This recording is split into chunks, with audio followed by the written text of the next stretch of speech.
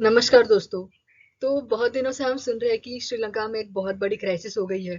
हमने इंटरनेट पे बहुत सारे फोटोज देखे होंगे, न्यूज़ न्यूज़ देखी होगी। लेकिन जब श्रीलंका क्राइसिस का विषय आता है तो सोशियोलॉजिकली ये एक बहुत महत्वपूर्ण मुद्दा बन जाता है। तो इस वीडियो में हम सोशियोलॉजिकली कैसे श्रीलंका क्राइसिस को देख सकते हैं, ये हम इस वीडियो के माध्यम से जानेंगे। तो इस वीडियो में हम मुख्यतः दो थियरीज को श्रीलंका क्राइसिस समझने के लिए इस्तेमाल करेंगे। First theory is dependency theory and second theory is elite theory. Sri Lanka crisis होने के पीछे बहुत सारे कारण थे, जैसे कि over emphasis on organic farming, free based distribution for maintaining the political power और चाइना की डेप्थ ऑफ डिप्लोमेसी। बट इस वीडियो में हम मेनली डिपेंडेंसी थ्योरी समझने के लिए चाइना की डेप्थ ऑफ डिप्लोमेसी, ये एक इम्पॉर्टेंट कारण इस वीडियो में देखेंगे। तो चलो वीडियो को शुरुआत करते हैं। तो इस चाइना की इस श्रीलंका की क्राइसिस के पीछे एक बहुत बड़ा रीजन था, वो है चाइना की डेट ट्रैप डिप्लोमेसी। तो डेट ट्रैप डिप्लोमेसी मतलब डेट यानी कि लोन देना किसी को। तो चाइना ने श्रीलंका को इतना लोन दे दिया कि श्रीलंका उसे वापस ही नहीं कर पाया, और ये चाइना की सोची समझी हुई साजिश थी।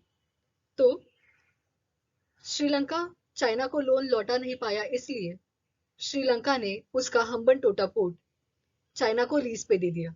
लीज पे दे दिया यानी वो जो भी लोन का अमाउंट था वो चाइना रिकवर कर पाए, इसलिए चाइना वो हम्बन टोटा पोर्ट ऑपरेट करता था। मतलब वहां से वो शिपिंग करते थे या फिर वो यूज करते थे इन order to recover all the loans which have been land to the Sri Lanka.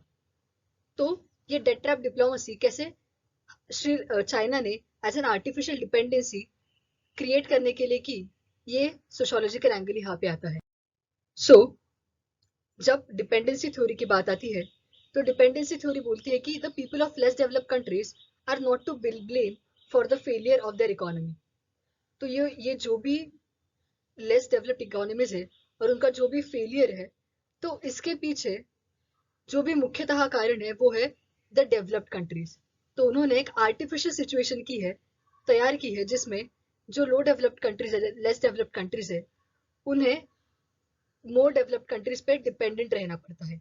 ये है डिपेंडेंसी थ्योरी। आप स्क्रीन पे एक चित्र देख पा रहे हैं, तो यह है एक systems theory. So systems theory is given by Immanuel Wallerstein. तो इमैनुअल वॉलस्टीन कहते हैं कि जो डेवलप्ड कंट्रीज है, जैसे कि यूएसए हो गया, यूके हो गया, चाइना हो गया, तो ये सब कोर कंट्रीज है। और ये कोर कंट्रीज सारा जो भी जैसे कि एटम होता है, तो एटम में जो भी एनर्जी होती है वो सेंटर में कॉन्सेंट्रेट होती है।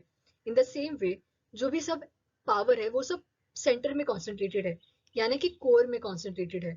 और ये जो कोर है वो है सब डेवलप्ड कंट्रीज। और जो भी पेरिफेरी और सेमी पेरिफेरी कंट्रीज है वो है developing countries and less developed countries. तो ये जो कोर है यानी कि जो डेवलप्ड कंट्रीज है, वो सारा पावर अपने आप में कॉन्सेंट्रेट करके पेरिफेरी और सेमी पेरिफेरी को कंट्रोल करते हैं। और इन दो सेमी पेरिफेरी और पेरिफेरी यानी कि जो लेस डेवलप्ड कंट्रीज है, इनमें रिसोर्सेज ज्यादा पहुंच नहीं पाते, और अगर पहुंच भी पाए तो भी वो सब डिपेंडेंट रहते हैं कोर पे। तो ये है एक the world systems theory which was given by Immanuel Wallerstein. Second theory आती है कि द ट्रैप। तो ये डेट ट्रैप कैसा था कि एक अनइक्वल एक्सचेंज था, मतलब इक्वालिटी नहीं थी श्रीलंका के और श्रीलंका के बीच में और चाइना के बीच में। तो it was a more of like a debt trap. तो ये अनइक्वल एक्सचेंज है, ये जो टर्म है वो दी है इमैनुअल। ये एक फ्रेंच इकोनॉमिस्ट थे, और सोशियोलॉजी में इनका बहुत बड़ा सिग्निफिकेंट रोल रहा है जब हम मार्क्सिस्ट थ्योरी पढ़ते हैं। तो अनइक्वल एक्सचेंज यानी कि अगर मार्क्स के टर्म्स में बताना चाहे तो ये जो कैपिटलिस्ट कंट्रीज होती है, तो वो क्या करते हैं, वो द लेस डेवलप्ड कंट्रीज इनको अपने आप पे डिपेंडेंट बनाते हैं और एक अनइक्वल एक्सचेंज क्रिएट करते हैं।